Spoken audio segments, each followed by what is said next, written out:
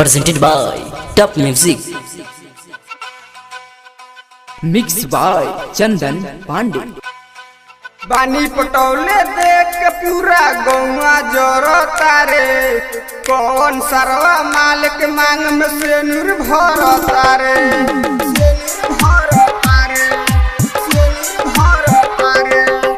बानी पटौले देख के पूरा गौवा जोरता रे, कौन सरवा मालिक मांग में से निर्भरता रे।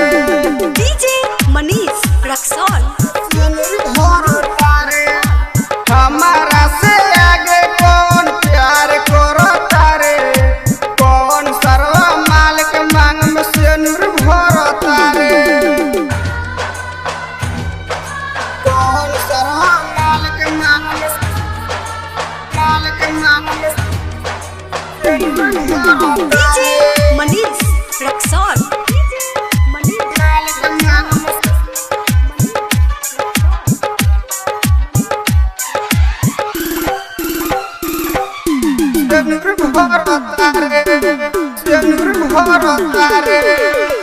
भतारा के संगे जाके रहबे न खुश रे, कब कब प्यार करबे महसूस रे। भतारा के संगे जाके रहबे न खुश रे, कब कब प्यार करबे महसूस रे। ये सोची सोची हम जीवा डरे, यह सोची सोची हम जीवा डरे।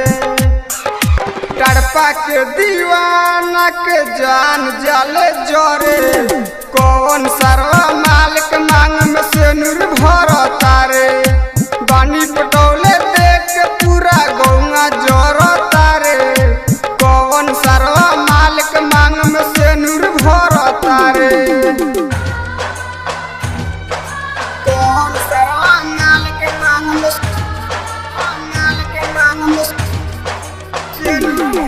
डीजे मनीष रक्सौल।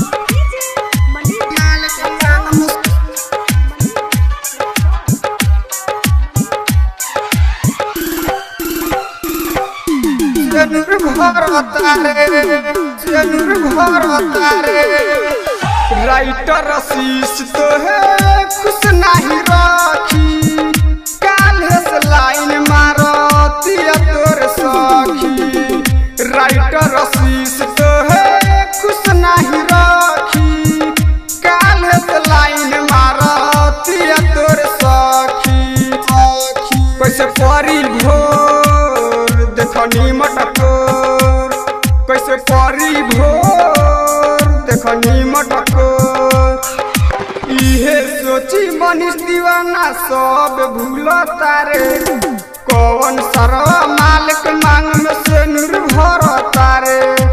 बानी पटौले देख पूरा गौवा जोरता रे, कौन सर्वा मालिक मांग में से निर्भरता रे। mixed by Chandan Pandey।